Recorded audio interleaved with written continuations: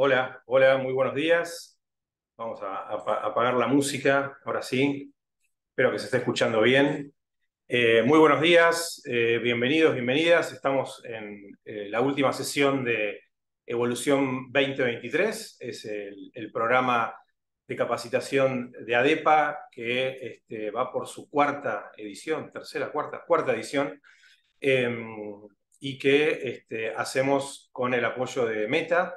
Estamos terminando las sesiones de este año, ¿sí? Hemos tenido 5 sesiones con esta de capacitación. Agradecemos, como siempre, la presencia de todos los colegas de todo el país, también a los colegas de Chile y de Colombia, que se suman gracias al apoyo, a la intervención de la ANP, la Asociación Nacional de la Prensa de Chile, y a la AMI, la Asociación de Medios Informativos de Colombia. Así que a todos ellos les damos la bienvenida. También sabemos que se suma gente de otros países, así que estamos muy contentos. Bueno, ahí en un rato por el chat les vamos a ir compartiendo los accesos a las distintas sesiones que tuvimos a lo largo del año. Tuvimos muchos temas. Y bueno, y decidimos terminar hoy con esta sesión especial con la gente de 2 con quien venimos trabajando desde hace mucho tiempo, y que en particular hemos tenido este año un año muy intenso con otro programa apoyado por Meta, que es el programa Impulso Local, ¿sí? Que ya ha terminado hace poco tiempo, pero que, bueno, que mantuvo a los medios muy activos a lo largo del año, explorando sus estrategias de transformación, siempre con una mirada en pos de la sustentabilidad. Y dentro de los temas que surgen a lo largo del intercambio que tenemos con la gente de 2 y con los medios, bueno, van surgiendo temas, por supuesto, preocupaciones y necesidades de los medios, y nos parecía muy importante terminar el año con un mensaje muy fuerte en torno a esto que anuncia el título y que tiene que ver con medir o morir, ¿sí? Así esta cuestión tan lapidaria que nos propone la gente de 2 Y bueno, y precisamente para eso les voy a dar la bienvenida a Gastón Serralta, CEO y fundador de 2 ahí lo estamos viendo, desde la República de Palermo. ¿Estás, Gastón? Desde la República de Palermo, No te exactamente. escucho yo, a ver, no te A estoy ver, a ver, a escuchando. ver, a ver, a ver, a ver. Ahora No sí, sé si es un problema mío si o no, de tu audio. viendo. Aparece como que estás conectado hablando, pero no se te escucha el audio. Ahí, revisando. Este, bueno, aprovecho también para mencionar que además de Gastón, lo tenemos a Nicolás Piccoli y a Gabriela Pintos, ¿sí? Los dos son mentores del equipo de 2 han trabajado también muy activamente este año con Impulso Local y con otros programas que tenemos. Así que bueno, muy agradecido. A ver, Nico, a ver si A ver se te ahí. escucha. Buenos días. Yo lo escucho Ahí bien está, a ahora Gastón, sí. ¿eh? Perdón, Gastón, era un Ah, problema A de ver. mi audio. Era ese el ah, problema. genial. Bueno, acá estoy, desde la República de Palermo, que es una república menos república que la República de Río Negro, donde está Nico en este momento.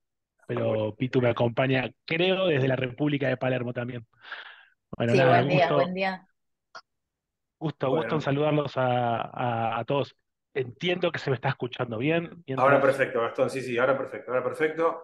Genial. Gracias por sumarse esta mañana. Bueno, ya creo que es tiempo, ya se han sumado cerca de 100 asistentes de todo el país y de otros países, así que estamos ya listos para escucharlos. Ahí vamos a ver la presentación de Gastón, vos manejás los tiempos y bueno, después vamos comentando las preguntas que surjan en los momentos que vos y el equipo de 2 nos digan.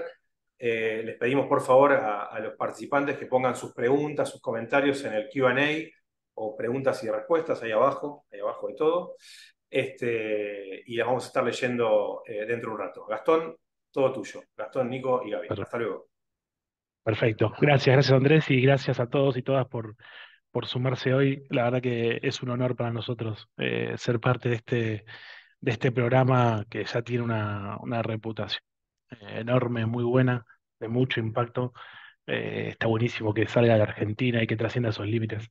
Bueno, nada, la idea es conversar un ratito, bajar algunos temas con una mirada bastante crítica y bastante fuerte respecto a métricas, herramientas y metodologías, con la premisa de tratar de no morir en el camino de hacer un medio. Me acompaña Pitu, Pitu para los amigos y la familia. ¿Qué haces, Pitu? ¿Todo bien?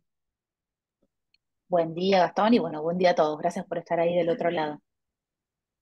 Y también me acompaña Nico, también desde la República de Río Negro. ¿Todo bien, Nico?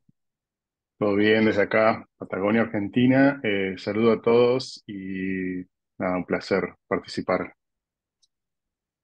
Gracias, gracias chicos. Bueno, no me van a escuchar a mí, a mí solamente, van a escuchar solamente abrir un poquito al principio, contarles algunas cosas que seguramente ya saben, y cerrar con algunas otras que seguramente también ya saben, pero creo que ahí la consistencia y el repetir vamos a tratar de generar ese impacto que ayude a la sustentabilidad, como decía Andrés.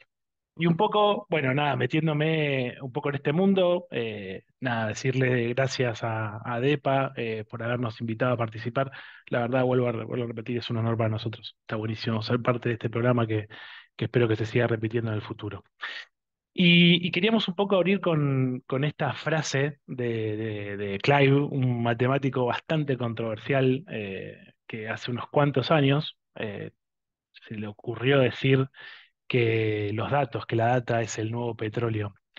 Y es una frase bastante fuerte y disparadora de un montón de cuestiones que en el 2006 tenían más que ver con un concepto de Big Data que sonaba como a las premisas, una de las premisas de la transformación digital de la que se hablaba en ese momento y que hoy sigue teniendo el mismo valor, ¿sí?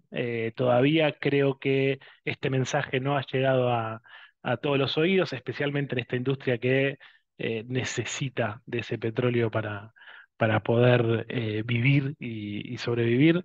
Y nada, me parece que es un buen disparador para empezar a hacerlos pensar en este camino de medir. Clive la decía de una forma distinta a la que se terminó interpretando. Uno, si piensa en petróleo, hoy nada, parece, ya está asociado con energías no renovables, es una mala palabra, ¿sí? Y se usó mucho pensando en, bueno, la riqueza, lo que genera tener todo ese petróleo construido abajo de una compañía, en este caso de un medio, y la gente lo interpretó así. Pero la realidad lo que Clive quería decir era que no tanto el valor que tiene la data, que intrínsecamente lo tiene, es muy importante para todos, hablaba Clive de la necesidad de refinarlo, ¿sí? Que es un elemento que por sí solo, el barril de petróleo del que tanto se habla, en sí no sirve para nada, no se hace nada con petróleo. El petróleo necesita ser refinado, necesita que haya un proceso de transformación que lo deje en un lugar donde sea utilizable en un combustible, en algún derivado justamente del petróleo más refinado, menos refinado. Entonces, sobre ese concepto es el que nos vamos a mover. Para mí la data tiene muchísimo valor, esto no es ninguna novedad, y también me subo a este concepto de Clive Hamby que decía que era un elemento que necesitaba ser refinado. Por sí solo, juntar datos no tiene un gran valor. Es una reserva de valor para el futuro, ya vamos a hablar de eso, pero en sí particularmente no es que podamos hacer nada. El petróleo no se puede beber, el petróleo no se puede comer y el petróleo no se le puede meter a ninguna máquina porque per se es una materia un material hasta incluso muy difícil de manejar. Así que sobre esa analogía nos vamos a mover mucho para lo que sigue de esta presentación.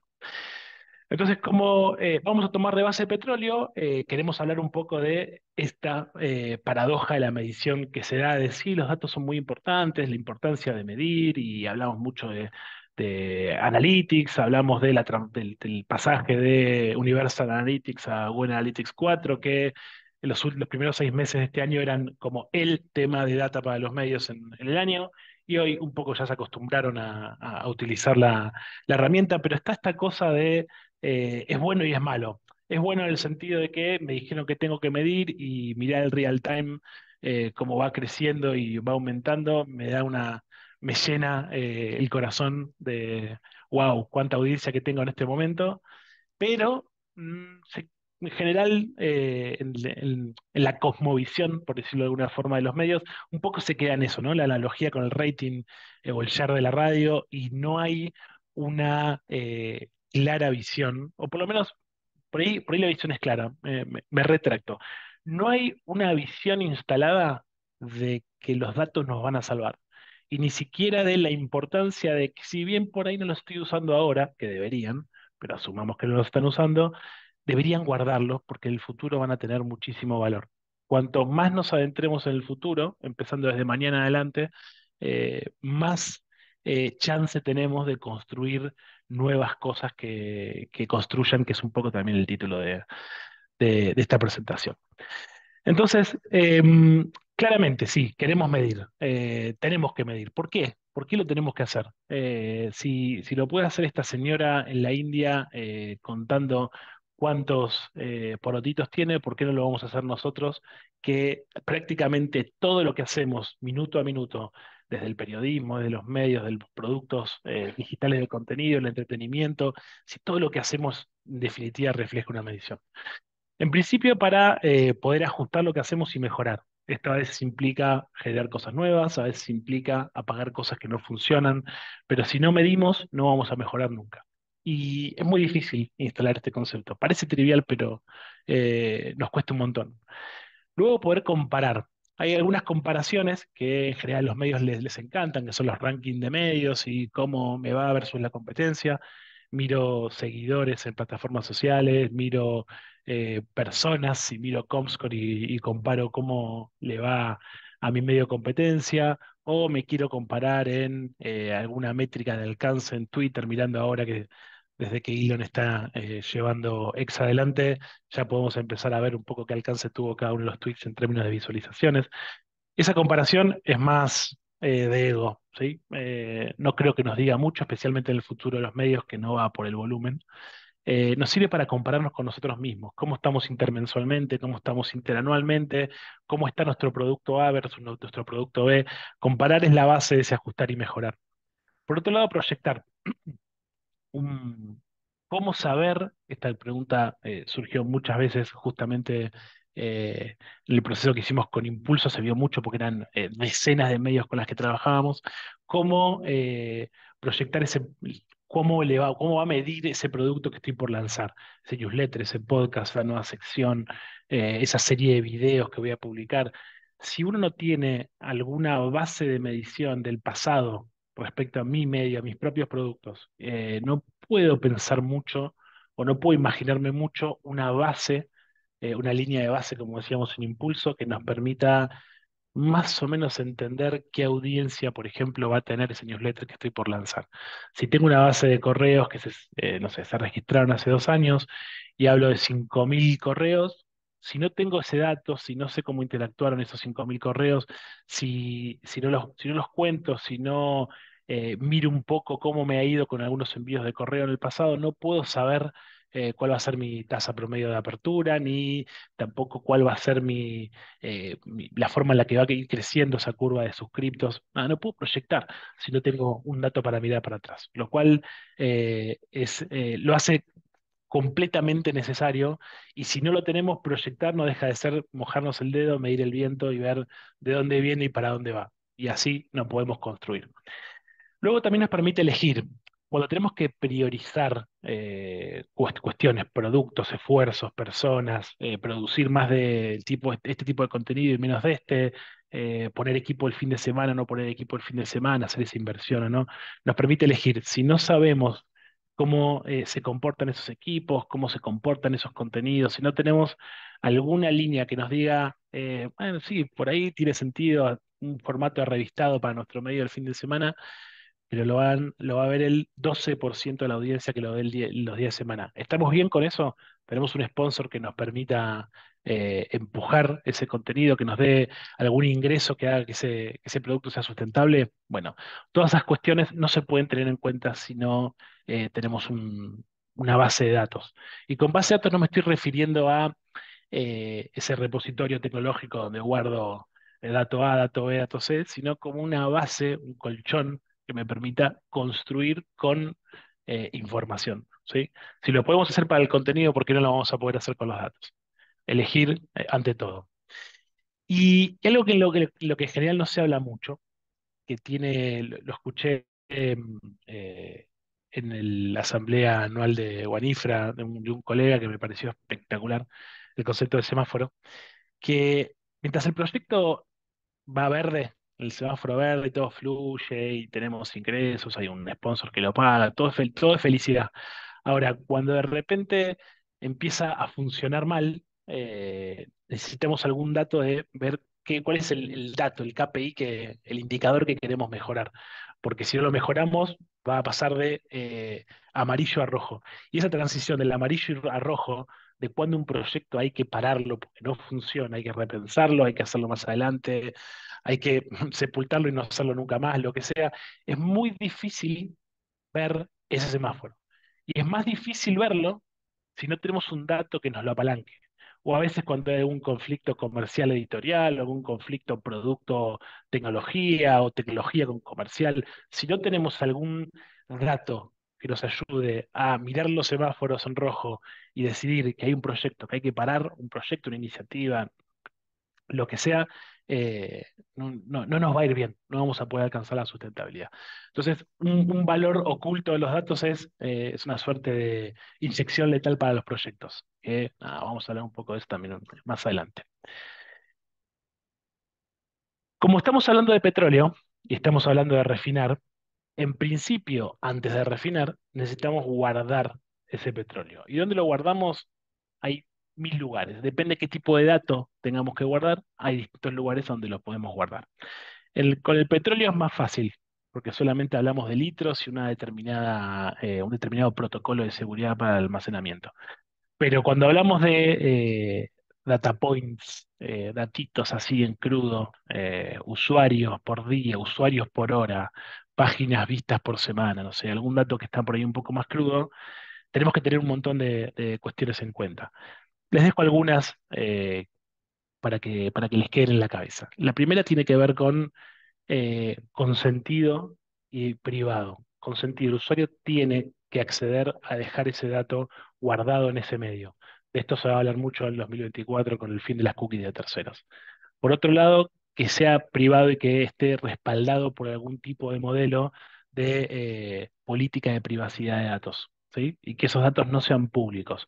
Esa base de correos que se reparte y se vende y se regala, no va más, no va por ahí. Por otro lado, fuera del consentimiento y la privacidad, tienen que ser datos que sirvan para poder hacer algo en el futuro. Entonces no alcanza con tenerlos impresos, no alcanza con tenerlos en una planilla de Excel. Solamente tenemos que buscar alguna herramienta que me permita almacenar de forma más seria y más escalable para el futuro. Y por último, esos datos tienen que tener en lo posible un solo lugar de almacenaje. A veces es difícil, implica esfuerzo tecnológico, equipo de desarrollo, y por ahí puede ser medio complejo. Pero por lo menos reducir a que cuantos menos lugares, cuantos menos tanques para guardar esos datos tengamos, no tengamos 15 herramientas midiendo con todos los datos separados, mejor. ¿Por qué? Porque luego poder conectarnos con esas herramientas, sacarlos y accionar, va a ser muchísimo más valioso. Así que quédense con el concepto de que los datos hay que almacenarlos. Es difícil, es un desafío tecnológico particularmente, pero que tiene mucho sentido para poder refinarlos en el futuro. También dejarles un concepto que viene un poco del e-commerce, ¿sí? Viene un poco del mundo de la transacción online, que tiene que ver con el embudo, ¿sí? El embudo, que en general se le llama el embudo de conversión. Acá le vamos a sacar el conversión, nos vamos a quedar con el embudo o funnel, si hablamos en inglés, donde a la izquierda tenemos un montón de usuarios que están entrando en ese embudo y a la derecha solo unos pocos están saliendo. ¿Qué sucede?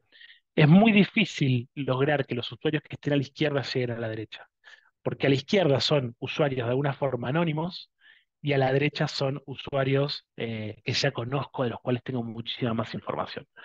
¿Cuál es la anatomía de ese embudo, de ese funnel? En principio, arriba de todo, en el uno tenemos, ahora se los voy a mostrar en contexto, tenemos a los usuarios anónimos. Esos que me visitan y golpean contra mi sitio, tiene un porcentaje de engagement muy bajito, simplemente ven un artículo y se van. Clásico comportamiento de nota compartida por WhatsApp o de nota que aparece en un resultado de búsqueda donde busqué algo en particular, veo ese contenido y salgo, o de una portada que por ahí no es muy relevante, voy, miro la portada, salgo. Usuarios que no son muy fieles, que digamos, son usuarios que tienen una frecuencia baja, en general puede ser un poquito más alta, pero en general es una frecuencia baja, 2, 3, 4, 5 veces por mes aparecen en mi sitio, ven algún contenido y se van. Luego hay un segundo nivel que tiene que ver con usuarios que están un poquito más cerca, que tienen una frecuencia más alta y que interactúan un poco con mi producto.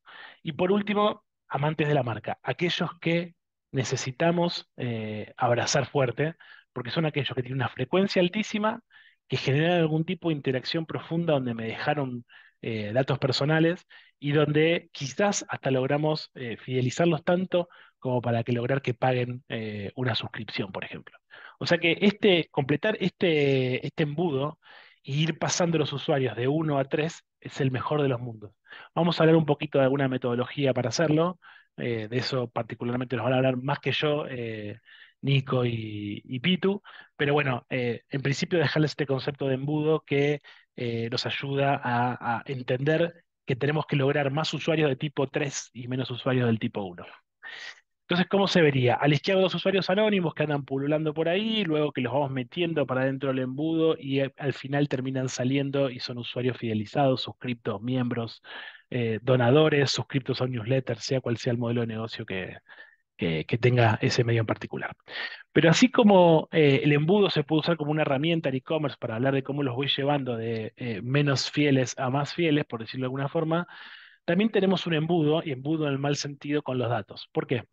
Porque en principio, cuando hablamos de usuarios anónimos, de esos que están en el top of the funnel, en el tofu, o en la parte de arriba del embudo, o en la parte izquierda, si lo vemos así de costado, esos usuarios, tenemos pocos datos de esos usuarios. ¿Qué sabemos de esos usuarios? La frecuencia, sabemos una cookie que está guardada en el navegador, eh, sabemos algún comportamiento, con alguna herramienta de inteligencia artificial podemos inferir que le interesan los autos porque visitó tal o cual sección y no mucho más. Pero en general de usuarios tenemos muy pocos datos. De los usuarios en el nivel 2, en ese lugar donde ya están un poco más fidelizados, empezamos a ver algunas métricas que están buenísimas, que en general los medios no les prestan mucha atención, que tienen que ver con engagement, y es cómo ese usuario se compromete con ese medio. Eventos, profundidad de scroll, de esto Nico nos va a hablar un poco más. Y por último, en la parte de más abajo del embudo, tenemos la data first party, o la data de primera parte, o la data específicamente que sabemos de Gastón Sarralta cuando navega ese sitio. Una dirección de correo, un DNI, la edad, data que luego nos va a servir para hacer un montón de cosas. En principio nada, guardarla, que estaría muy mal si solo la usan para eso. Pero hay muchísimo más adelante, muchísimo más que explorar. De eso nos va a hablar Pito. Entonces, ahí está, en ese embudo de los datos, donde se va como poniendo cada vez más complejo conseguir datos de los usuarios, es que hay un verdadero valor.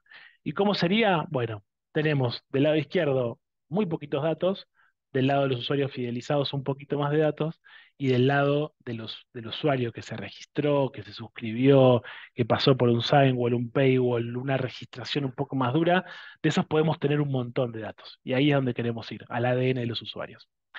Entonces, en el concepto ahora un poco más de refinería, lo que estamos buscando es transformar ese activo petróleo en algo más refinado que nos sirva para generar valor. Y eso es lo que queremos hacer de nuestro lado. Les voy a hablar muy brevemente de lo que conocen muchísimo, que son esos usuarios anónimos. Estas son las métricas que lamentablemente más les gusta a los medios y que en general son menos accionables. Y son todas las que conocen.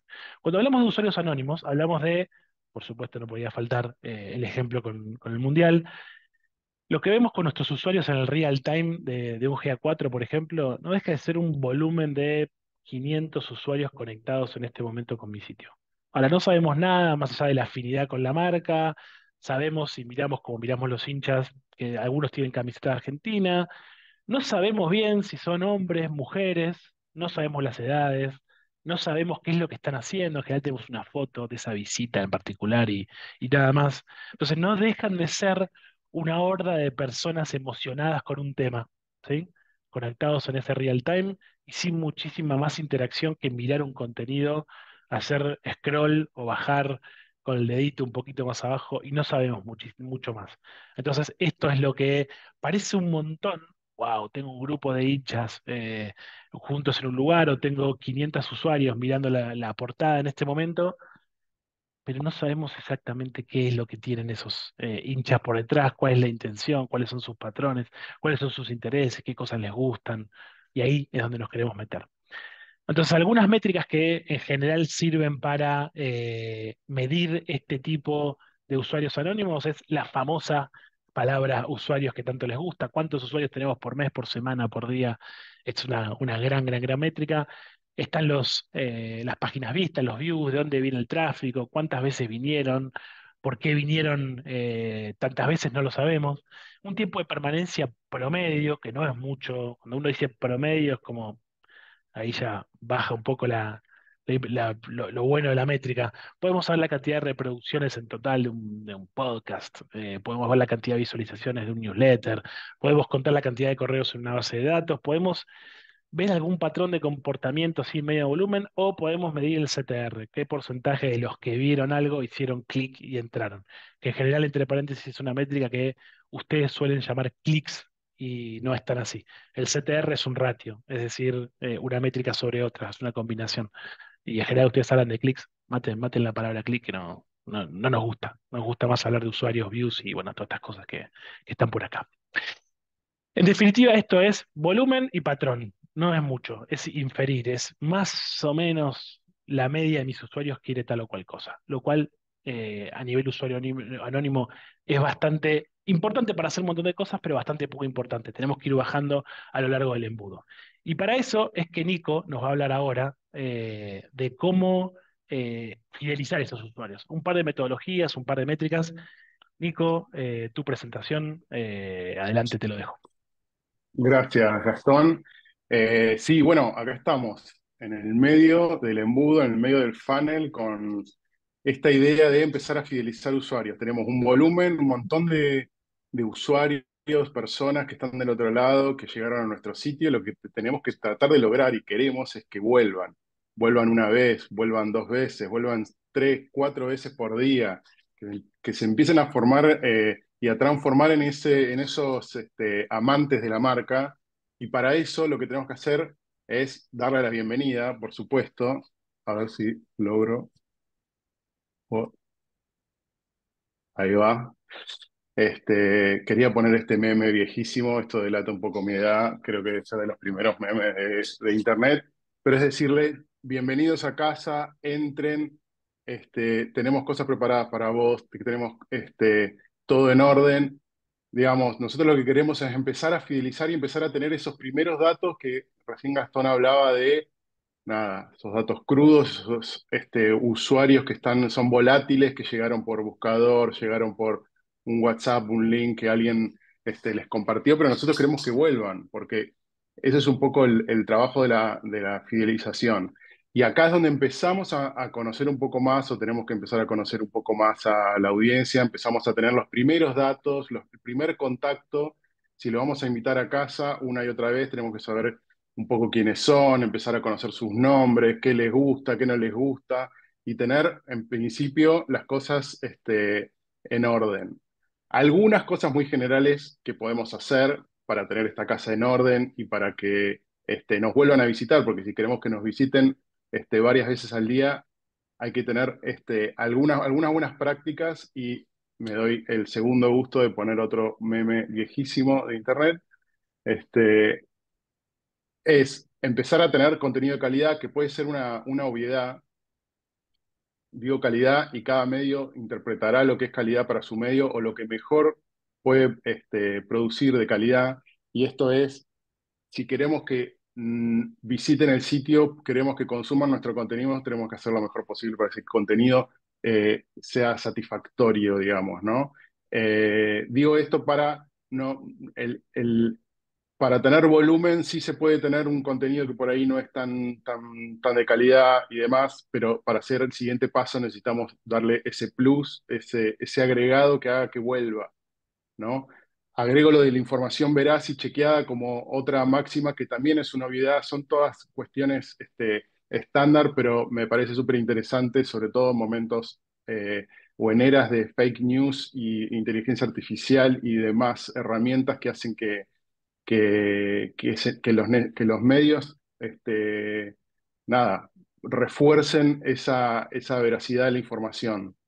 Ser asertivos en la necesidad informativa de nuestra audiencia objetivo, es decir, producir justo eso que vienen a buscar. Si nos vienen a visitar porque algo les gustó, porque algo les llama la atención, tratar de ir estudiando esa audiencia, ese volumen de audiencia para ver qué es lo que busca, cuál es la calidad, qué es lo que podemos aportarle de valor a ese usuario o a esos usuarios para insistir y tratar de que vuelvan una y otra vez.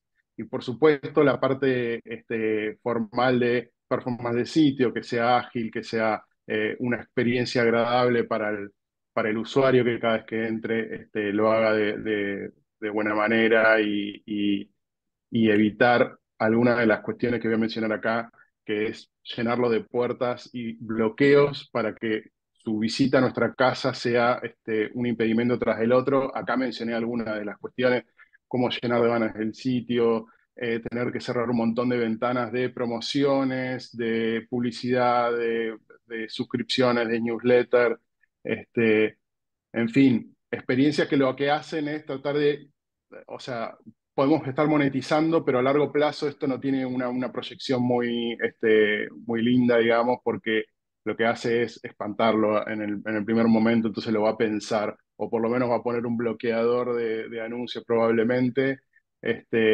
y sumo un par más que tienen que ver con los contenidos.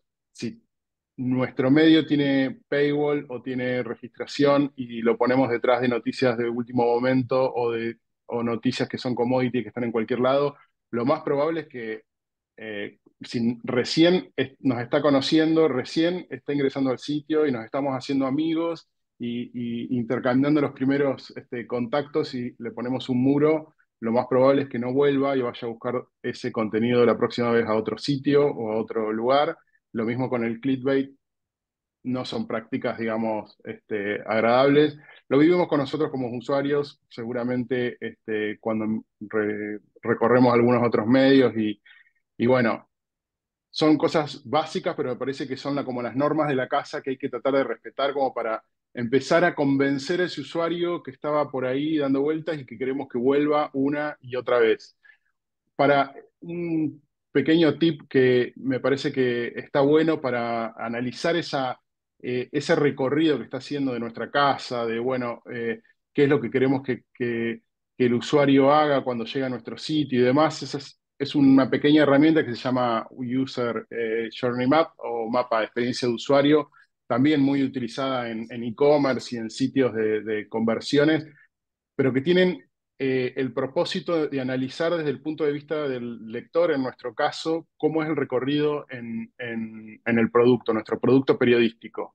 Si nosotros tenemos un objetivo que puede ser registrarse en una newsletter o que sea registrarse en el sitio, o una registración de una membresía, o simplemente consumir un especial que hicimos periodístico, en fin, ponerse en ese lugar y empezar a analizar cada uno de esos pasos que va a pasar el usuario y va a recorrer nuestro sitio. Esto es una herramienta, ahí está el link al recurso de de uno de los recursos. Digo, pueden buscar en internet, van a encontrar un montón, ahí hay un descargable para hacer y demás. Después cuando compartan la presentación lo pueden acceder, pero digo, me interesaba que estén pensando en esta experiencia de usuario como un todo, ¿no? Desde que entran, tal vez desde un buscador, desde un link que le comparten, hasta darse a conocer, tratar de ser visibles con lo que hacen a diario. Veamos algunas formas de empezar a fidelizar estos usuarios.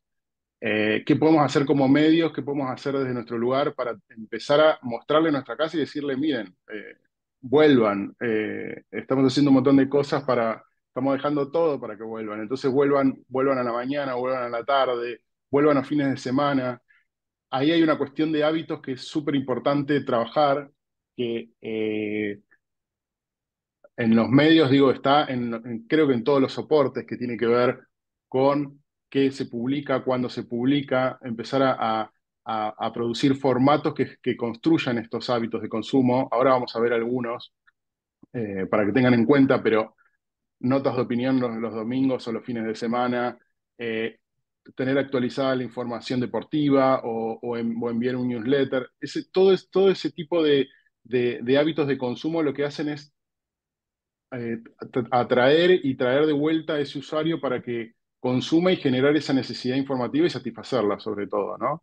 También recircular dentro del sitio, esto es un ítem ya practicado por un montón de medios, bastante estándar, pero digo, fomentarlo bien, analizarlo, tratar de recomendar a ese usuario que llegó medio perdido y decirle, mira, entraste por este contenido, pero tenemos más de este contenido. Tenemos contenido que profundiza, tenemos contenido que lo venimos trabajando hace un montón, o tenemos un vertical que habla de este tema que a vos te interesa. En fin, empezar a mostrar y visualizar esa propuesta de valor del medio al usuario que está llegando.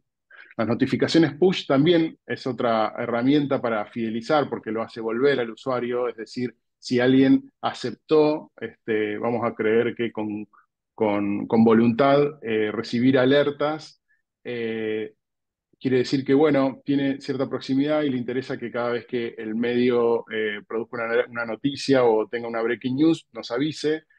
Yo siempre, esto es con mucho cuidado, decoro y amor de enviar las notificaciones push porque pueden tener como la contraparte o el efecto contrario de cansarnos, saturarnos y que como usuarios no querramos saber más nada de ese medio. Entonces tratar de ahí de ser lo más equilibrados posibles.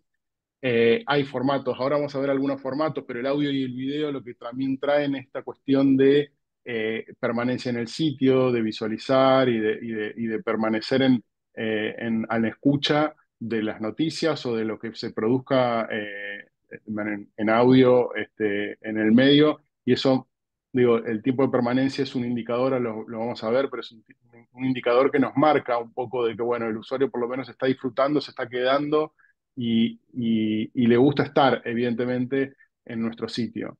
Explorar nichos temáticos también fomenta la fidelización porque empezamos a trabajar sobre comunidades y sobre temas específicos y si somos expertos en eso, posiblemente atraigamos a un público fiel que quiere leer o que quiere consumir ese contenido en el cual nosotros estamos mostrando nuestro expertise. Y ahí la autoría en los contenidos, digo, tener la firma de los artículos, las firmas en las notas de opinión. Digo, más de uno de nosotros como consumidores probablemente vayamos a buscar algunas firmas a medios que solemos visitar, así que ahí construir esas firmas y después generar esos hábitos, vuelvo al punto uno, pero empezar a generar esos hábitos de publicar esas columnas o esos informes de manera regular y que el usuario lo pueda encontrar fácilmente, es un plus.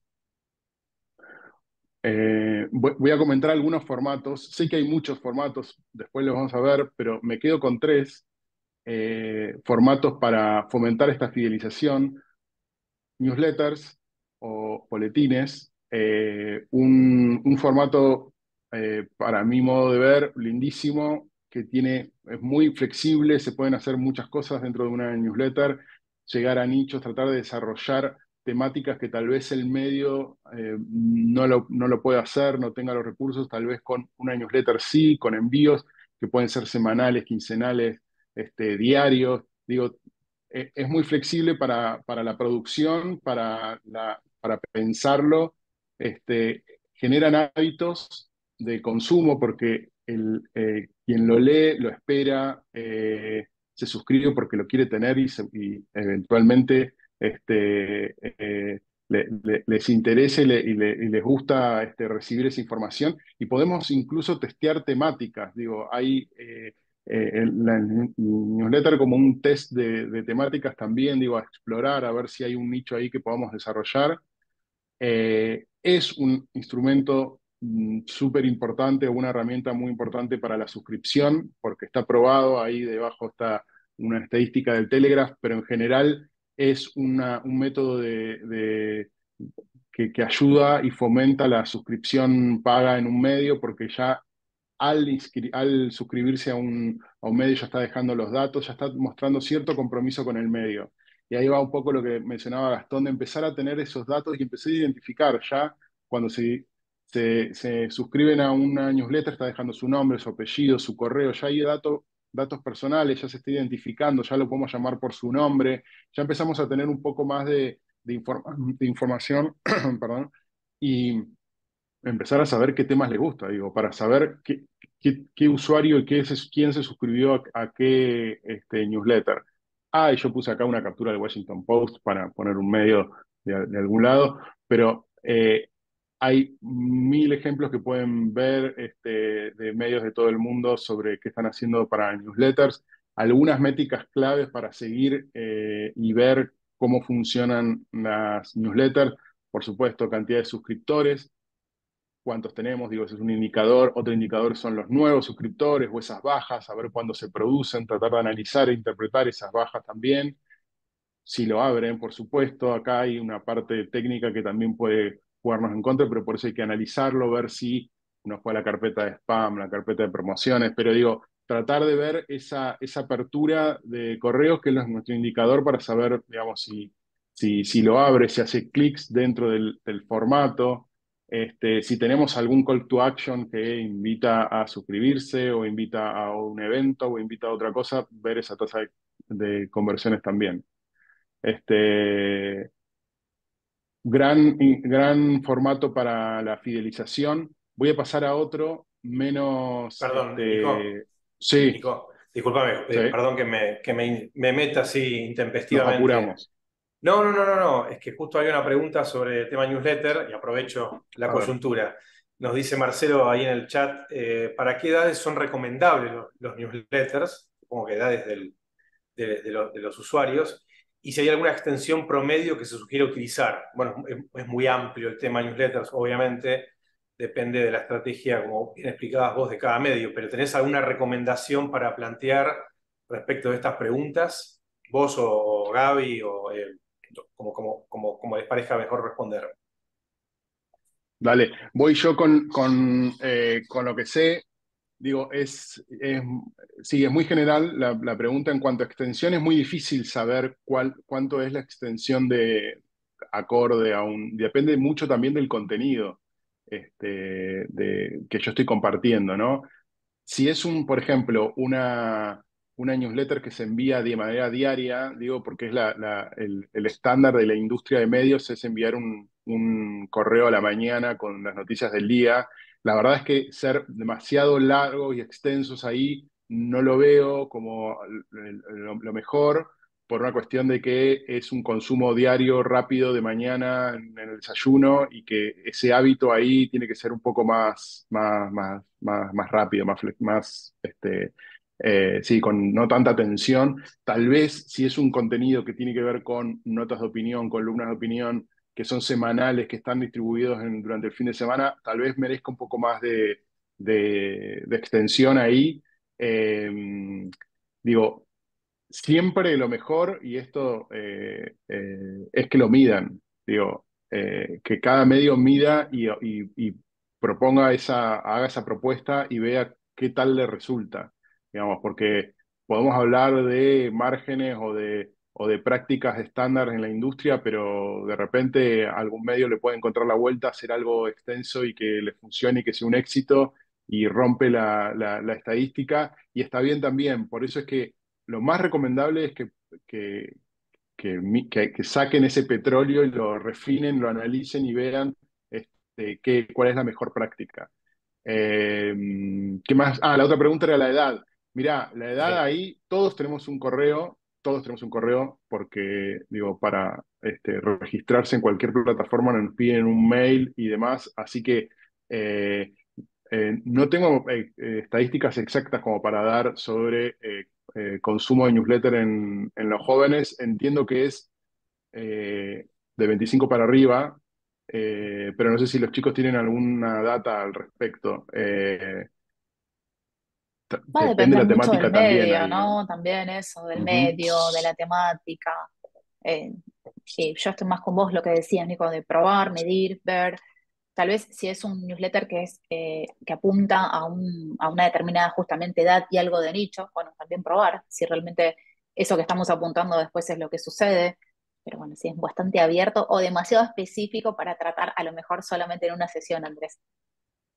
Ujú. No, claro, Yo claro. pateo. De hecho aparecieron, perdón, Gastón, aparecieron más preguntas sobre el tema newsletters y precisamente uno hablaba de si hay algún tipo de medición, hay forma de medir. Creo que eso, como bien explicaba Nico y recién vos, Pitu, es absolutamente individual, ¿no? No hay un comparativo, salvo por los datos que se pueden hacer públicos de algunos newsletters de medios más grandes a nivel global, ¿no? Que difunden los datos. Pero digo, no hay, ahí nos pregunta Juan Vargas si existe algún tipo de medición, supongo que se refiere al impacto o a la tasa de apertura. Bueno, habla de los podcasts, también lo compara con los podcasts que ellos probaron y el ratio de apertura fue muy bajo. Dice más que nada para hacer seguir realmente un público ahí y nosotros erramos con el contenido. Perdón, te interrumpí, Gastón, pero quería complementar, porque justo apareció el tema de la medición. Está perfecto. Yo iba a patear la pelota afuera y les iba a decir con respecto a la edad. Asumamos que tenemos la data, vamos a buscar el estudio y dice que los adultos jóvenes entre 25 y 32 años son el público correcto.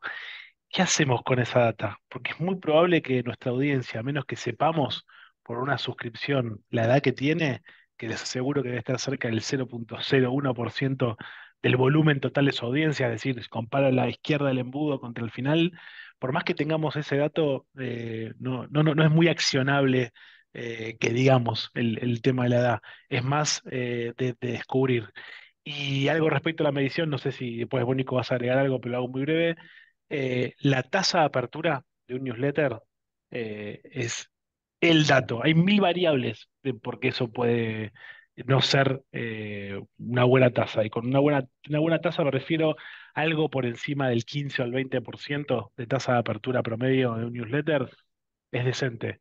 He visto algún newsletter de 78% y he visto newsletter del 2% de tasa de apertura, que es muy malo. Es decir, de cada 100 personas que lo reciben, solo dos lo leen.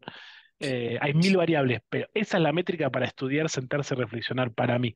Pero bueno, me meto en me metí. Nico, te lo dejo, perdón. Sí, no, está bien, perfecto, buenísimo los aportes. Sí, 15-20% es un estándar de la industria, si tenés 50-60 está súper bien. Si le resultó bajo, hay muchas variables por las cuales puede estar bajo, que puede ser que tal vez esa base de datos es vieja o es de usuarios que no lo pidieron. Tengo como muchas preguntas para saber por qué o de dónde obtienen esos datos. Digo esto porque a veces ahí está un poco sucia esa base. El usuario no necesariamente se registró esa newsletter o la tenía en medio de alguna otra promoción y demás. Entonces, bueno, a veces nos da bajo por esa cuestión. A veces te puede dar bajo por esto que decía, la plataforma que se usa no es tan buena. Digo, Mailchimp o cualquiera de estas que están mencionando también, digo, WordPress, hay varias, hay incluso de muchos precios, gratuitas, etcétera, pero tienen mayor o menor efectividad en cuanto a dejarlo en la bandeja de entrada del usuario que se suscribió. Digo, a veces caen en algún otro lado y a veces la tasa de apertura tiene que ver, es muy baja o no funcionó, a veces que es por esa razón. Digo, por eso es que hay muchas variables que hay que empezar a descartar y ver por eso. Pero el promedio de la industria, sí, 15-20% está bien, hacia arriba mucho mejor. Y sobre todo si son bases de datos de usuarios más viejas que ya tienen algunos años tienden a que sea un poco menor, digamos, ¿no? Si sacan una newsletter ahora y la analizan en 6 meses a ver cómo va, y probablemente o deberían tener una tasa de apertura mucho mayor que 20, tal vez. Porque Nico, es Nico, alguien que ya, voluntariamente. Sí, ya empiezan a aparecer preguntas sobre los canales de WhatsApp, así que te dejo continuar, que venía dale, el próximo tema. dale. Gracias. WhatsApp, lo puse a propósito porque no sabemos mucho, pero sí sabemos que es un nuevo canal. Digo, el fenómeno que está sucediendo hoy en general a nivel global en la industria de medios es que el tráfico derivado de social, de las redes sociales, está bajando, está transformándose ese ecosistema, digamos, en el cual plataformas como la más usada, la que más usuarios tiene, como Facebook, que era un derivador de tráfico muy importante para los medios, empezó a decaer, sobre todo este año, como muy fuertemente. Bueno, lo viene sucediendo hace ya varios meses y un tiempo largo por distintas razones. Eh, Sobre todo las plataformas que tienen la posibilidad de poner un link y de que los usuarios de esa red, de esa comunidad, hagan un clic y entren al sitio. Digo esto porque hay otras plataformas como Instagram, TikTok y demás, donde encontrar un link o tratar de que el usuario haga clic es mucho más difícil, entonces hay que trabajar con otra estrategia y demás. Pero ante ese panorama surge, digo, Google Discover puede ser una de las plataformas que está empezando a derivar tráfico y hay algo ahí que se está empezando a equilibrar en cuanto a fuentes de tráfico de tercero. Digo, pensémoslo como algo ampliado a, bueno, desde qué plataformas o de qué lugares yo puedo empezar a traer tráfico a mi sitio. Y ahí, hace un par de meses, ya estamos empezando a ver, digo, WhatsApp saca sus canales, que era algo, creo yo, muy pedido. No sé si exactamente los canales, pero sí que los medios puedan empezar a hacer algo en WhatsApp con sus usuarios, porque realmente, sobre todo en esta región, WhatsApp es la plataforma de conversación de, digamos, de toda nuestra población, la más cercana, o donde llega nuestra audiencia, donde está nuestra audiencia. Entonces, ahí hay una oportunidad. Me parece que sabemos poco todavía de la eficacia. Yo dejé un artículo ahí que salió hace poco, hace unos 10 días, sobre 13 medios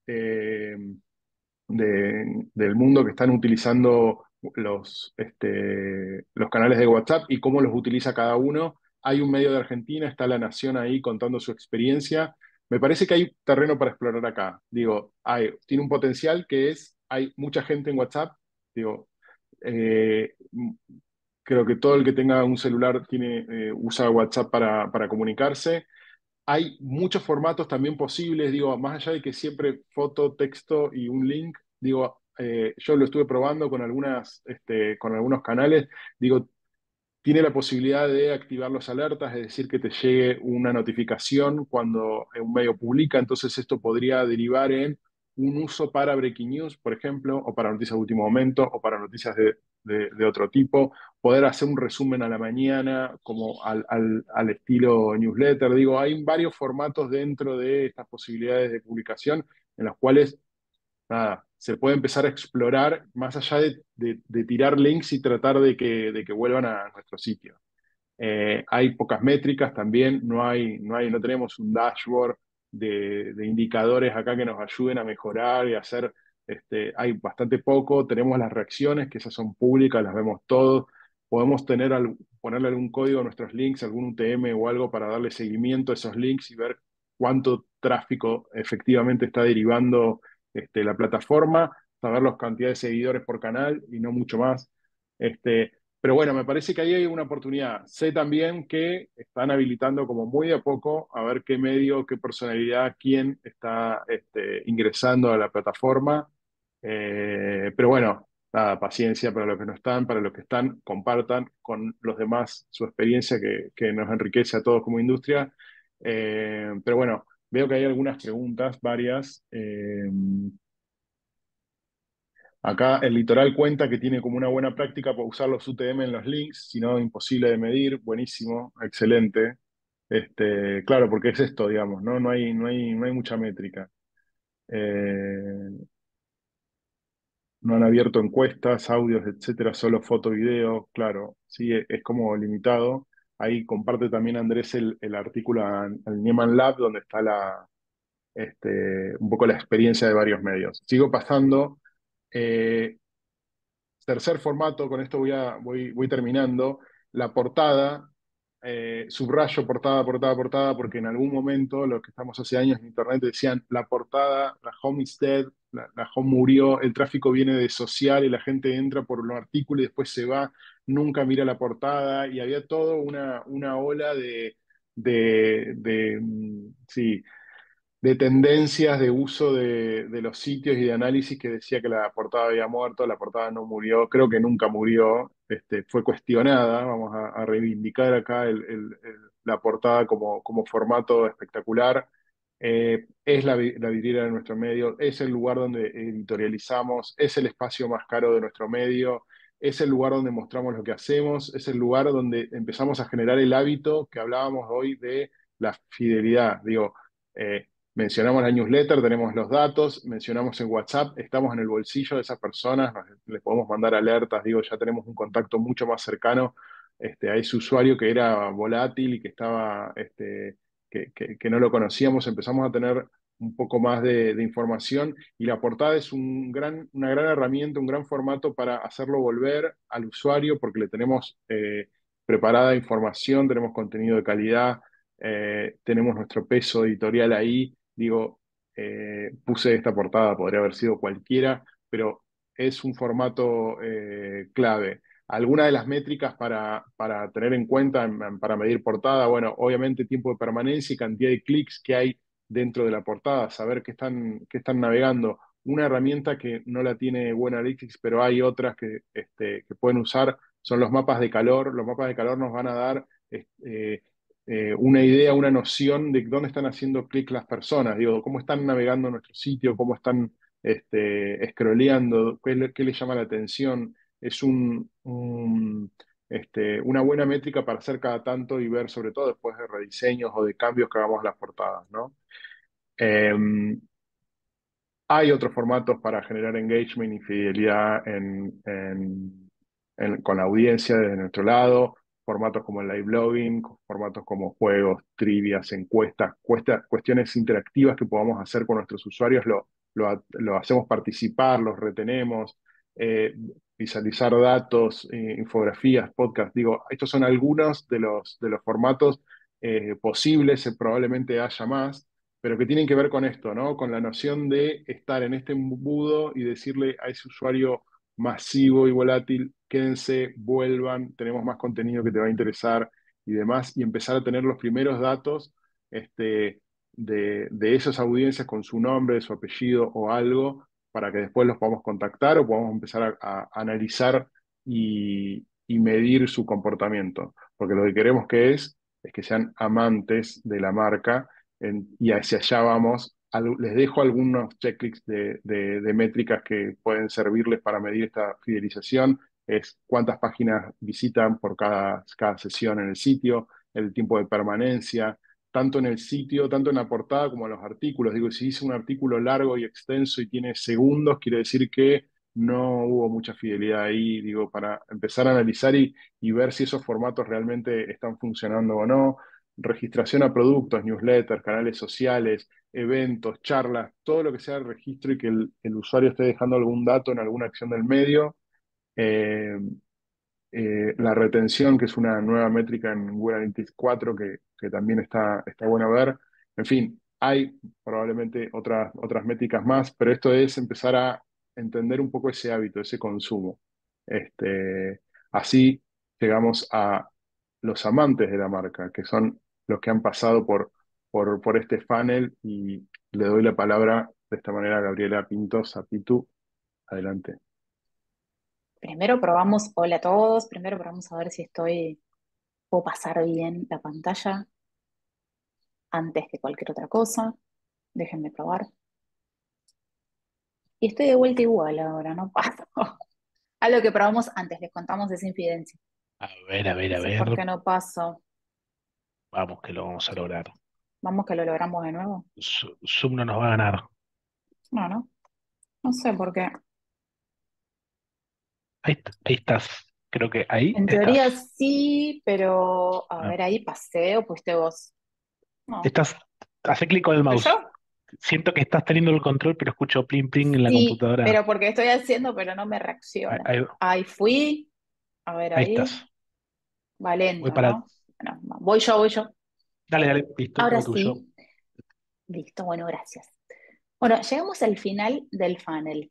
En esta instancia, lo que vamos a encontrar vamos a decir las denominaciones comunes, los lectores más fieles, los fans, los fanáticos de la marca, los usuarios más leales, en donde lo que estamos buscando, de algún modo, es si su medio eh, definió avanzar en alguna estrategia de suscripción o de membresía, por ejemplo, es monetizarlos. Y si logramos monetizarlos, seguramente el objetivo que viene inmediatamente es cómo retenerlos, cómo fidelizarlos y que se queden con la marca la mayor cantidad del tiempo posible. Antes de empezar a revisar un poco la checklist de cuáles serían las métricas que deberíamos seguir para hacer una estrategia exitosa de métricas para, ya sea de vuelta, membresías o suscripciones, algunos conceptos que son más bien básicos, pero me gustaría que lo sepan y compartirlos. Puse estos 4. Estudiar, conocer exhaustivamente a a esta audiencia que es la más fiel de sus medios, medir absolutamente todo, en donde ya Gastón nos contó bastante, y armar un equipo. Vamos uno por uno. ¿Por qué estudiar? Porque tenemos al alcance de la mano de manera gratuita y a un clic en sitios como el de ADEPA, por ejemplo, charlas y un montón de información de colegas como nosotros que comparten la cocina de cómo manejan las métricas en esta parte final del funnel con distintas estrategias. Así que lo primero, tienen toda la información disponible a un clic para empezar a estudiarla y a profundizar cualquier aspecto de lo que sea suscripciones y métrica, lo tienen ahí nomás. El segundo punto para mí es el más importante. Les digo por qué. Les cuento también una infidencia. Entonces nos hablamos mucho de temas que están relacionados a la medicina, pero aplicado a lo que hacemos, que es trabajar con ustedes, que es trabajar con medios. Un poco la charla de Gastón es como ir al médico clínico, a ese médico de cabecera, que cuando nos manda a hacer un análisis clínico, tenemos los principales KPI de sanidad, vamos a decirle de alguna manera, de lo que es nuestro sitio. O sea, tenemos un médico de cabecera que nos dice, a ver cómo estamos de salud, y esos indicadores son esos bien generales, bien básicos. Después vino Nicolás, que ya es un médico un poco más especialista, y nos dice, vayan a hacerse una placa, una radiografía. Entonces pasamos el tamiz de esos datos más bien generalistas y empezamos a ver datos que son más de fidelidad, que son datos que nos hacen de algún modo enamorarnos o empezar a enamorarnos tal vez de la marca, lo que decía Nicolás también, el del volver. Y ahora me toca a mí decirles como otra especialista que den un paso más allá y que se hagan una tomografía computada de esos datos. Y si podemos hacer una tomografía y si pueden con contraste, mucho mejor. Les digo por qué. Porque esta audiencia más fiel para poder desarrollar una estrategia de suscripciones, tenemos que indispensablemente conocerlos, pero conocerlos al detalle, hacer que las experiencias de lo que vamos a hacer les encante. Si no, no se van a querer suscribir y no se van a querer quedar. Yo dije algunas preguntas que son un poco disparadores a la hora de empezar a desmenuzar esa información. Por ejemplo, lo mencionaron con la estrategia de newsletters, pero ¿cuál es la edad que tienen? ¿Tipo de género? ¿Cómo se vinculan o cómo se relacionan con la marca? ¿Cuáles son los periodistas que aman? ¿Qué temáticas? ¿Tienen alguna particularidad con la audiencia de volumen o son completamente distintos? ¿Qué comportamiento tienen en función de los contenidos que producimos? Como dijo Nico, la portada, ¿cuántas veces entran a la home? ¿Es igual que un usuario anónimo? No, empezamos a trabajar, a desmenuzar esa información para empezar a encontrar este desafío de tener este grado de exactitud con los datos. Y como les dije que era una tomografía computada y de contraste, idealmente, ya tenemos la posibilidad también de ponerle una capa más a las métricas que son cuantitativas. Y a la audiencia más fiel, en general, la audiencia en general, pero en este caso a la audiencia más fiel, dedicarle y prestarle atención. Y cuando queremos conocer algún aspecto que sea específico, algo que tal vez esa métrica no nos dice, podemos hacer un blend de preguntarles algo de manera muy particular. Y puse el ejemplo de formularios con encuestas que son un poco quali, un poco quanti, pero que nos permiten conocerlo otra vez, como digo, mucho más en detalle, hacer ese zoom para conocer a esta audiencia más fiel y qué es lo que más les gusta. Y como con eso no me iba a quedar cómoda, pido otro doble clic, ir un paso más allá en esa tomografía. Es como ir en este caso a hacer la consulta con el médico face to face, idealmente es conocerlos uno a uno. Y en estos encuentros, que son uno a uno, podemos validar hipótesis de eso que nos decían los datos, pero también el verlos cara a cara nos permite entender, un poco vamos a decir con cierta subjetividad, qué es lo que sienten con los contenidos que hacemos, qué es lo que no nos dicen, qué es lo que les gusta, qué es lo que enamora de algún modo del medio. Nos permite tener información que le da contexto o encuadre a toda la calidad de métricas de vuelta bien desmenuzadas que tenemos. Así que esto, especial atención, conocer a la audiencia desde todas las ópticas posibles. Un poco en resumen del por qué es tan importante, por lo menos para mí, transmitirles esto. ¿Qué nos permite conocer en detalle a la audiencia fanática de un medio, con suscripción o membresía? Primero, lo que le permite a la redacción es producir contenidos de una manera mucho más asertiva, mejorar la calidad de lo que produce, en qué horario lo tenemos que publicar, en qué lugar de la home, como dijo Nico, lo tenemos que vender, en qué formatos, qué temáticas. Permite ser mucho más eficiente a la hora de que la redacción trabaje y escriba artículos más vinculados a lo que más conversiones, por ejemplo, produce o por lo menos clics, porque lo que necesitamos son choques para poder convertir.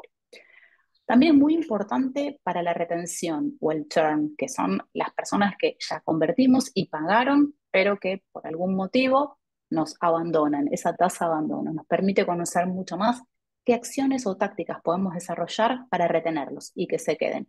Y tratar de gestionar ese índice de churn que a veces se dispara.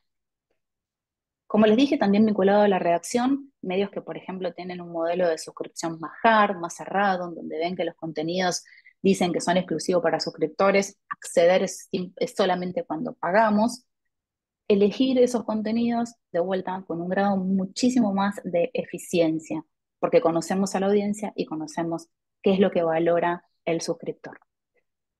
El cuarto punto que quiero resaltarles es algo que tal vez no estemos mirando tanto, pero que tiene que ver con el NPS. Es un indicador que habla de la lealtad de la marca con la audiencia, si realmente son promotores o no de la marca. Nos permite también gestionar eso. Algo que tal vez también se encuentran es que hay personas que compran una suscripción, pero que después no leen. Y les agrego otra capa. Si tal vez tengan un club de beneficios, que tampoco usen el club. Entonces, esos son candidatos inmediatamente que pasen el punto 2, ¿no? Que se quieran ir y porque empiezan a decir, ¿para qué estoy pagando? Hacia el final no lo uso. Nos permite detectar si tenemos suscriptores de ese estilo y qué acciones otra vez poder hacer para poder despertarlos. Yo lo llamo sleepies. Por último, puedo seguir con una lista interminable de los beneficios de conocer a la audiencia más leal de un medio, pero alinea a la organización y en especial a la redacción. Vemos que muchas redacciones, las más avanzadas con este tipo de modelo de negocios, dividen de algún modo la producción editorial de volumen, lo que habló Gastón, nuestro médico especialista generalista, y producción de calidad, con otro tipo de enfoque, como dijo también Nico, de autor, columnas de opinión, otro tipo de contenido más elaborado, tal vez a otro ritmo, y de calidad, otra porción u otra franja de lo que es la redacción. Divide, alinea y organiza. Me voy al tercer punto, antes de pasar a los KPIs.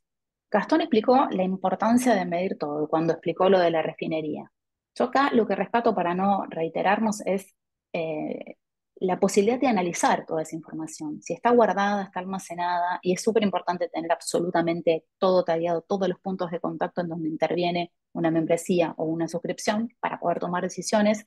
Si tenemos esa información, pero no está procesada, no está masticada, va a estar colgada ahí, pero no vamos a gestionar, no vamos a hacer nada. Así que es súper importante digerir esa información, analizar esa información para después tomar acciones. Y el último punto tiene que ver con la conformación de un equipo. Que exista en los equipos gente con habilidades analíticas, atado al punto anterior. Me encuentro muchas veces con medios con los que trabajo que tienen, por ejemplo, suscripciones o de vuelta membresías, y no hay perfiles analíticos para analizar esto. Y no va a funcionar. O sea, necesitamos que existan ese tipo de perfiles, que se los capacite, que se invierta en la empresa de vuelta para que todo ese petróleo de datos salga a la luz, florezca, mejoremos nuestro producto, podamos retener a la audiencia y hacer más cosas. En piloto automático no va a funcionar. Y ahora me voy con los indicadores. Y lo dividí, por un lado, métricas que debería seguir la redacción y por otro lado, métricas que hacen más al negocio. Estas métricas seguramente también las conozcan, pero básicamente, ¿qué debería mirar una redacción que tiene esta estrategia de negocio? Es cuáles son los contenidos que leen los registrados y los suscriptores, porque tienen bastantes similitudes para producir más de eso. Cuáles son las notas que dan altas, el tiempo de lectura, de permanencia en esos artículos, las frecuencias de visita a la home. Y también muy importante revisar de las fuentes de tráfico cuáles son las que generan más suscripciones. Acá me voy a algo que está en el medio, pero es para tenerlo como referencia y no olvidarnos. Me voy al punto más alto del embudo, el tráfico total del sitio. Si no tenemos una masa crítica, como explicaba Gastón, los que van a llegar ahí abajo van a ser poquitos. Necesitamos volumen de audiencia, necesitamos que eso exista, que eso de algún modo vayamos llevando a cada uno de esos estadios, porque si no, al final van a llegar muy poquitos y va a ser muy difícil que logremos la conversión que estamos deseando. El tercer KPI es uno de los que más me gustan porque siempre está muy olvidado, que es la cantidad de registrados que navegan logueados en el sitio. Para mí es como si fuera una pecera, y cuántos pececitos, cuántas personas tenemos que están logueadas navegando todos los días o por mes en el sitio, porque son los más propensos a pasar a pagar a una suscripción o un modelo también de vuelta de membresía. Necesitamos tener el control de no olvidarnos de este KPI que es muy importante. Acá me voy a el checklist de el equipo de negocio, el equipo que gestiona el negocio. A la izquierda van a encontrar KPIs que están como más sueltos, son indicadores que seguramente ya saben, conocen, han visto y que seguramente tengan en sus medios si es que tienen este modelo de negocios. Y a la derecha hay un poco más de ratios. Para no explicar uno por uno, porque son un montón, me quedo con dos que a veces también están un poco olvidados. De la izquierda elijo el de atención al cliente o el call center, en donde sería genial que se puedan tabular reclamos, quejas, dudas, consultas, porque eso nos habla de las fricciones o problemas que tienen o los registrados o los suscriptores a la hora o de comprar o con nuestro producto. Y es algo que si atacamos y lo podemos mejorar, eliminar esa fricción, genial. Y a la derecha, el KPI que elijo, porque asumo que los demás seguramente tal vez también los conozcan, es de la eficiencia del flujo de pago, todo lo que tiene que ver con el carrito. A veces eso también está abandonado y no está tallado lo suficientemente, si es que tienen o lo tienen dividido el flujo en varias partes, en varias páginas, por ejemplo, es insuficiente como está tallado, o también detectar ahí si lo tenemos bien tagueado, si a lo mejor en algún campo presenta también alguna fricción, a lo que tengamos que mejorar para que el proceso de compra sea mucho más rápido. Así que como ven, esto es bastante holístico. Ahora quiero pasar a un estadio más arriba. Hay medios que en su cultura de datos están más avanzados. Entonces, todo lo que vimos recién son métricas que de algún modo pueden estar en un tablero, pero que están sueltas. Estos medios que están avanzados en su cultura de datos van un paso más allá y lo que hacen es mezclar estas métricas que vimos recién, poniéndole una capa más de inteligencia que hace que a ellos la gestión les resulte de vuelta más eficiente, que les sirva mucho más. Y traje tres ejemplos. El primer ejemplo es del diario La Nación, es algo que compartió Gastón Royberg en varias de las charlas donde él participa y habla de la UX de los suscriptores del diario La Nación. Y ellos lo que desarrollaron es un score, de vuelta, propio, en donde pasan sus contenidos por ese tamiz de esas variables o esos atributos que están compuestos de este scoring. Y como ven, hay lucecitas que están ahí pintadas de verde, donde los contenidos a priori nos indican que son contenidos más propensos a lo que es la suscripción. Y abajo ven que hay algunos rojos, unos más rojos intensos y algunos amarillos, en donde son contenidos que a lo mejor están más flojos y que de algún modo necesitan mejorar.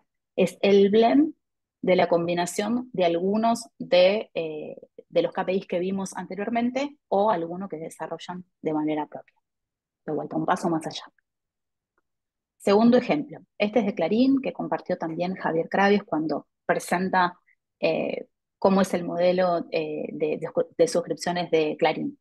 Abajo lo que se ve es un tablero también desarrollado in-house, en donde está el ranking de periodistas que más altas le aporta lo que es la suscripción, pero también el impacto que tiene en los choques, ya sea de la landing de registración o de suscripción. Y al mismo tiempo el tráfico que aportan los contenidos de estos periodistas. Y el último ejemplo, uno internacional, es el del FT. Ellos se hicieron conocidos por que desarrollaron también un score propio, algo similar a lo de La Nación, pero esta métrica es nueva. Esta métrica la presentaron este año en varios congresos. Y habla del quality reads o las lecturas de calidad. Ellos decían que tenían una divergencia en su equipo de monetización y en la redacción a la hora de mirar cuáles eran los contenidos de calidad. Lo ponderaban de manera distinta. Entonces lo que hicieron es crear este KPI que les sirva a las dos estrategias que a priori parecían que estaban de algún modo por caminos distintos, mirando lo mismo, otra vez para alinearlos. Abajo lo que les compartí es la composición de lo que ellos compartieron de lo que se trata es este nuevo KPI que lo denominan de vuelta Quality Reads, como longitud del artículo, la velocidad de lectura y el tiempo dedicado al artículo. Esto los hace muy propios. Para ir cerrando mi parte, y bueno, vuelvo a retomar el tema de, vamos a decir un poco más de la medicina aplicada de algún modo a medios. Gastón hablaba de la importancia de los datos, de la refinería. ¿Qué hacemos si guardamos todo eso? Yo lo veo como, no sé si conocen, hay una empresa que se llama 23andMe, que lo que hace es tomar una gotita de saliva y hace un mapeo exacto del genoma del que accede a hacerse ese estudio. Entonces, un poco lo que propongo es llegar al ADN de los datos y un poco, si le damos ese tamiz de análisis, fíjense que todos estuvimos hablando de cosas muy parecidas desde el inicio de lo que es la conversación, desde lo que es la sesión hasta ahora, pero lo dividí en aspectos que pueden ser demográficos, aspectos que son geográficos de nuestra audiencia, de comportamiento y también de afinidades. Y esto, si quieren, lo podemos hacer cada vez mucho más, de abrirlo mucho más en ramas. Pero ¿para qué nos sirve todo esto?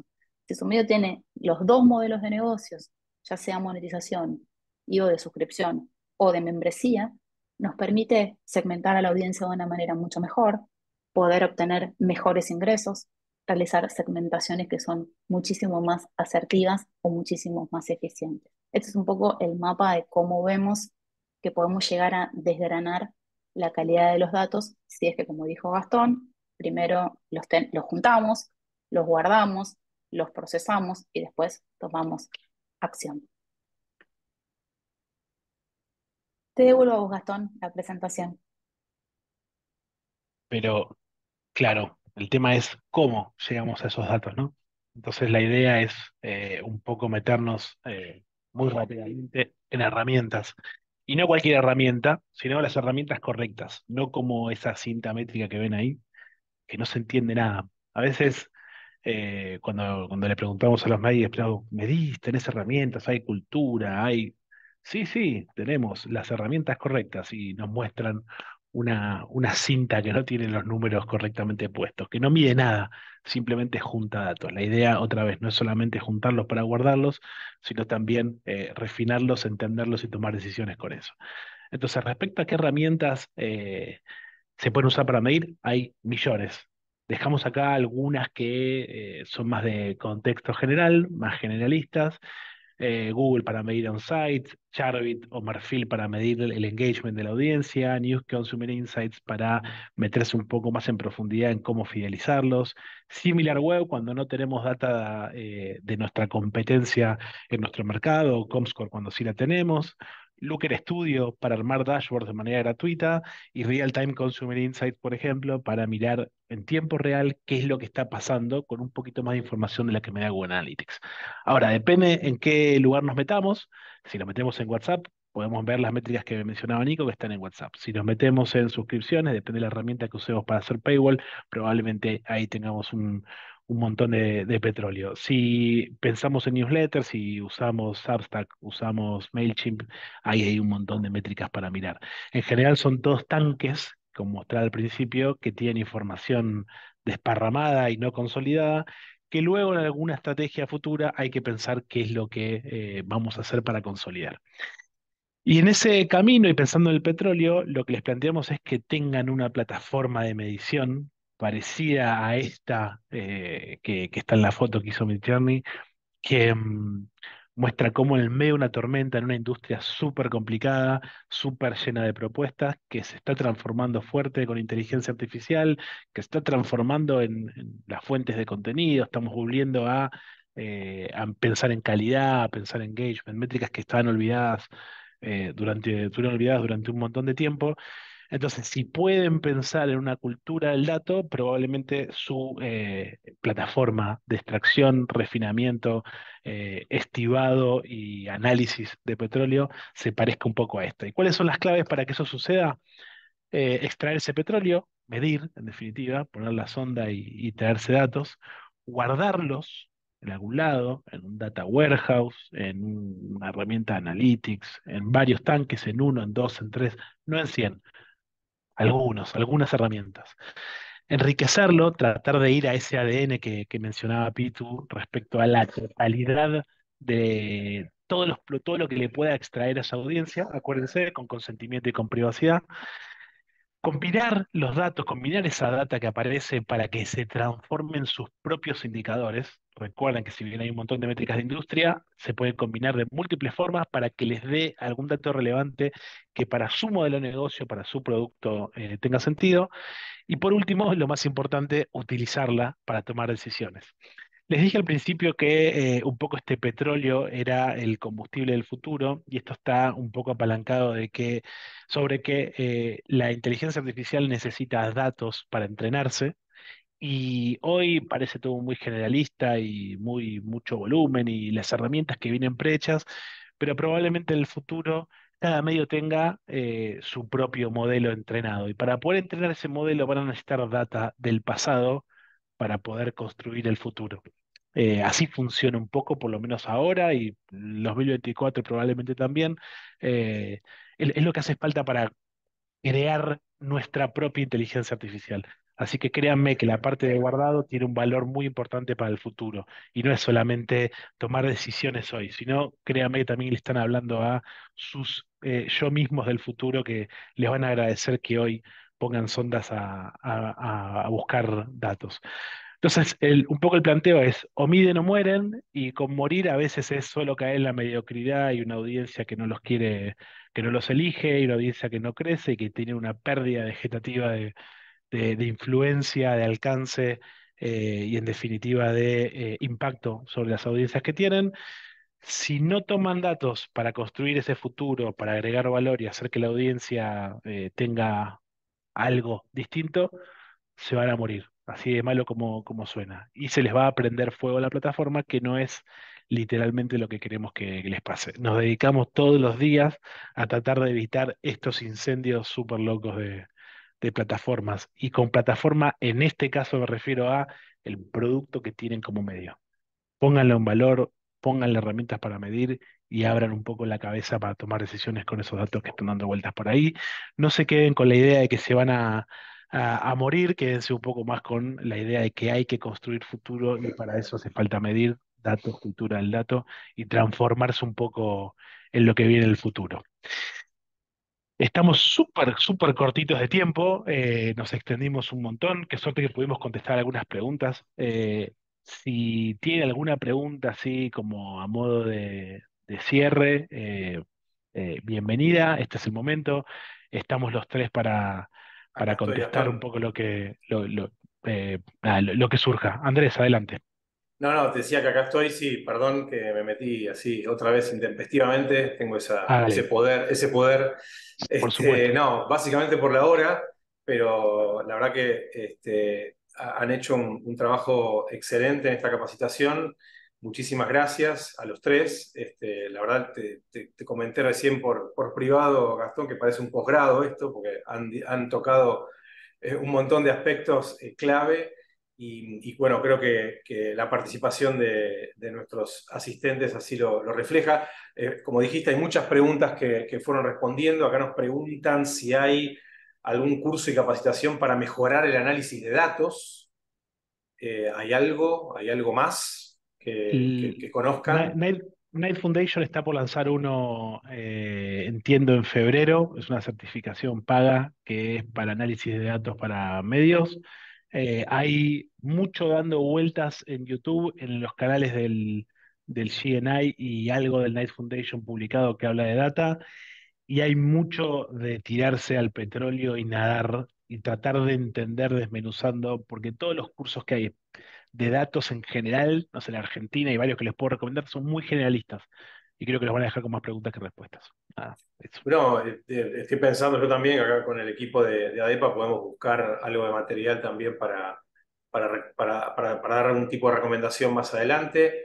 Bueno, hay muchas preguntas que fueron respondiendo. Ahí creo que vos, Pitu, respondiste al tema del churn que te andaban preguntando, ¿no? Sí. Lo respondí sí muy general, no sé si fue suficiente, si quiere repreguntar, mi correo está ahí por si alguien quiere profundizarlo, pero sí a priori lo que le dije es al menos revisar de vuelta, de lo general a lo particular, voluntario, involuntario, medir eso y ver después qué acciones, pero al menos por lo menos tener esa división. Y preguntaron también por el NPS, es algo Ujú. que es muy propio también de cada medio, construyanlo y elijan cuáles van a ser esas variables que para ustedes hacen que una persona promueva su medio y la lealtad hacia afuera, ¿no? No sé, desde la atención al cliente, cómo fue la experiencia de compra, cómo es la experiencia de uso de lo que es el producto. O sea, eso es una métrica tal vez muy propia que pueden construir. Genial, Pitu. Yo les pido nada más que se queden un minuto más. Ahora va a aparecer una encuesta que nos va a compartir Malena por ahí, para que respondamos rápido un análisis de este encuentro. Espero que haya muchos dieces, pero no los quiero forzar. Y les voy a compartir en el chat también los enlaces para acceder a las 4 actividades que tuvimos antes de este taller de hoy. Tuvimos un encuentro con Pepe Cerezo en mayo, después en junio con Álvaro Liuzzi. Ahí están todos los títulos, no quiero ser muy reiterativo. Sobre inteligencia artificial fue el de junio. En julio, una actividad sobre cómo producir y contar historias para redes sociales, dictado por Felicitas Paganti. Y hace un mes aproximadamente, con Juan Mascardi, un taller sobre contenidos enfocados en periodismo hiperlocal. Y bueno, hoy cerramos con este encuentro. La verdad que ha sido muy, muy provechoso y yo creo que nos abre una gran puerta para el año que viene, para poder ahondar en algunos aspectos que ustedes han desarrollado hoy o pensar en otros también a partir de una encuesta que también vamos a hacer a todos los participantes, revisando la agenda de este año y la agenda para el año que viene. Así que de mi parte, agradecerles a los tres, agradecer a todos los participantes. Vamos a dejar la encuesta un poquito más para que sigan llegando respuestas. Por lo que puedo husmear, son muy buenas, así que buenísimo. Y bueno, agradecer finalmente al equipo de ADEPA. Acá están Julieta y Malena. Prendan las cámaras un minuto, así la gente las ve y saludan. Ahí está Malena y Juli, con quienes armamos estas capacitaciones. También agradecerles a la gente de Meta, que hoy no nos pudo acompañar, pero que nos ha apoyado a lo largo del año y de los últimos 4 años para hacer esta serie de capacitaciones. Bueno, nada más. Será hasta la próxima. Muchísimas gracias. Y más a todos. Cuídense. Chao, chao. Compartimos, cerramos. Gracias. Gracias, Pitu. Gracias, Nico. Gracias. Gracias, muchas gracias a todos. Un Hasta saludo. luego. Adiós.